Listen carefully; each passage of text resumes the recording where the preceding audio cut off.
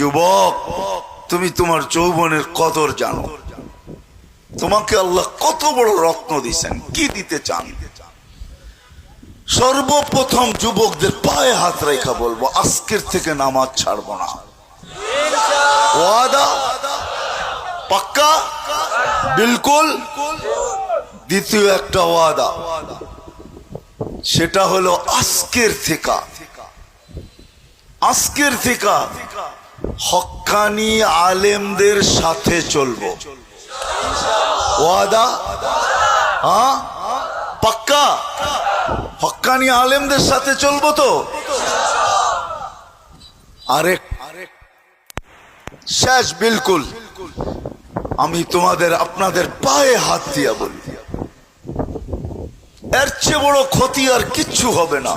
কোন ইমানদারের জন্য এর চেয়ে বড় ক্ষতি কিছু হবে না। কোন হক্কানি আলেমের উপরে কোনদিন সাথে চলতে পারি আর না পারি, কোনদিন আঙ্গুল উঠাবো না। উঠাবেন? হ্যাঁ ওয়াদা? না সবাই ওয়াদা করতেছে না। হ্যাঁ কারণ আমি বলবো, কারণ এই উম্মতের জন্য এই সুযোগ। আমি জানি না অন্য উম্মতের জন্য আছে কি আছে না, আমার এটা জানা নাই, কিন্তু আমি অন্য উম্মত মোতালা করি না। এই উম্মতেই সারাদিন গবেষণা করি, এই উম্মতেই মোতালা করি, অধ্যয়ন করি এই উম্মত নিয়া। এই উম্মতের জন্য সুযোগ। এই উম্মতকে আল্লাহ সুযোগ দিছেন। জাহান্নামের ফয়সালা হয়ে গেল, জাহান্নামে ডাইরেক্ট পাঠাবে না। ওই রাস্তা এদেরকে নিয়ে অপেক্ষা করাবে, যেই রাস্তা দিয়ে এই উম্মতের আলেমরা, হক্কানি আলেমরা জান্নাতে যাবে। যখন ওইখানে পৌঁছবে তো আল্লাহ সবাইকে বলবে, ধরো, যে যাকে মনে চায় ধরো। এরা জান্নাতে চলে যেতেছে, এদেরকে আমি সুপারিশের অধিকার দিছি। যে যার জন্য সুপারিশ করবে, যতগুলার জন্য সুপারিশ করবে, আমি আল্লাহ ওয়াদা করতেছি এদের সুপারিশ কবুল করব। তখন এই উম্মতের গুনাহগাররা ওলামায়ে কেরামকে ধরবে, কিন্তু ওই দিন প্রমাণ দিতে হবে আঙ্গুল উঠায় নাই। যদি আঙ্গুল উঠায় থাকে তাইলে আর হবে না। যদি প্রমাণ দিতে পারে যে আঙ্গুল উঠায় নাই, পরিচিত ছিল, বা এই উম্মতের অন্তর্ভুক্ত গুনাহগার, আলেমদের জোশ মোহাব্বত দিল ফায়রা বাহির হবে। এরা আল্লাহকে বলবে, আল্লাহ আমরা জান্নাতে যাব না। কেন যাবে না? তোমাদের হিসাব নিলাম না, কিতাব নিলাম না, তোমাদেরকে মাফ করে দিলাম, জান্নাতের উচ্চ মাকাম দিলাম, তোমরা যাবে না তো যাবে না কেন? বলছে, আমাদের পরিচিত উম্মতে মুহাম্মাদি, আল্লাহর রসুল আমাদেরকে উত্তরসূরি বানায় আসছেন, আমরা এদেরকে রাইখা জান্নাতে যাব না।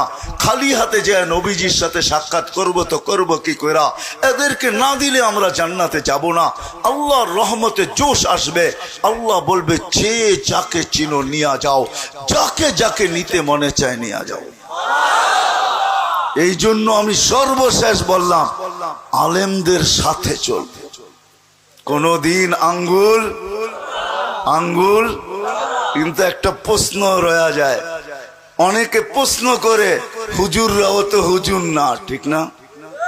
হুজুররাও তো, হ্যাঁ হুজুররাও তো হুজুর, আগের মতো হুজুর না আর কি। আগে যেরকম হুজুররা ছিল, এত বড় হুজুর তো, এত আল্লাহওয়ালা হুজুর তো এরা না।